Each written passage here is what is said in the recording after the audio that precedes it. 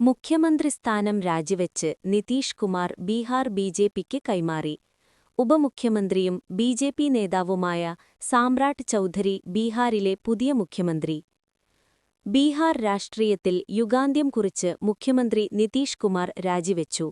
രാജ്യസഭാംഗമായി സത്യപ്രതിജ്ഞ ചെയ്തതിനു പിന്നാലെയാണ് നിതീഷ് കുമാർ മുഖ്യമന്ത്രി സ്ഥാനം രാജിവെച്ചത്.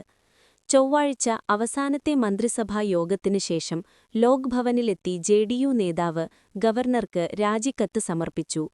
പുതിയ സർക്കാരിന് പൂർണ്ണ സഹകരണവും ഉറപ്പു നൽകി. നിലവിലെ ഉപമുഖ്യമന്ത്രിയും ബിജെപി നേതാവുമായ സാമ്രാട്ട് ചൗധരി ബീഹാറിലെ പുതിയ മുഖ്യമന്ത്രിയാകും. ചൊവ്വാഴ്ച വൈകിട്ട് എൻഡിഎ യോഗത്തിനു ശേഷമാണ് പുതിയ മുഖ്യമന്ത്രിയായി സാമ്രാട്ട് ചൗധരിയെ ഔദ്യോഗികമായി പ്രഖ്യാപിച്ചത്. ബുധനാഴ്ച വൈകിട്ട് സത്യപ്രതിജ്ഞാ ചടങ്ങ് നടക്കും. പ്രധാനമന്ത്രി നരേന്ദ്രമോദി ഉൾപ്പെടെയുള്ളവർ സത്യപ്രതിജ്ഞാ ചടങ്ങിൽ പങ്കെടുക്കും. ചരിത്രത്തിലാദ്യമായി ബിജെപി ബീഹാറിലെ മുഖ്യമന്ത്രി കസേരയിലേക്ക് എത്തുകയാണ്.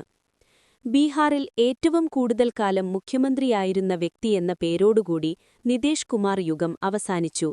രാജ്യസഭയിലേക്ക് തിരഞ്ഞെടുക്കപ്പെട്ടതിനെ തുടർന്ന് ഭരണഘടനാപരമായ നിബന്ധനകൾ പാലിച്ച് ബീഹാർ മുഖ്യമന്ത്രി നിതീഷ് കുമാർ ബീഹാർ ലെജിസ്ലേറ്റീവ് കൗൺസിലിൽ നിന്ന് രാജിവെച്ചിരുന്നു. മാർച്ച് 30-നാണ് നിതീഷ് കുമാർ രാജ്യസഭയിലേക്ക് തെരഞ്ഞെടുക്കപ്പെട്ടത്.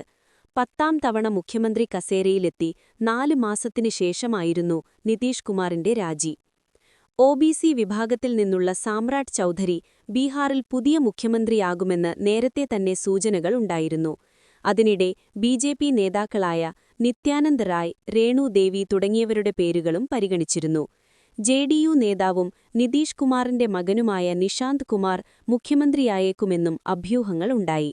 തുടർന്നാണ് എല്ലാ അഭ്യൂഹങ്ങൾക്കും വിരാമം കുറിച്ച് സാമ്രാട്ട് ചൗധരിയെ പുതിയ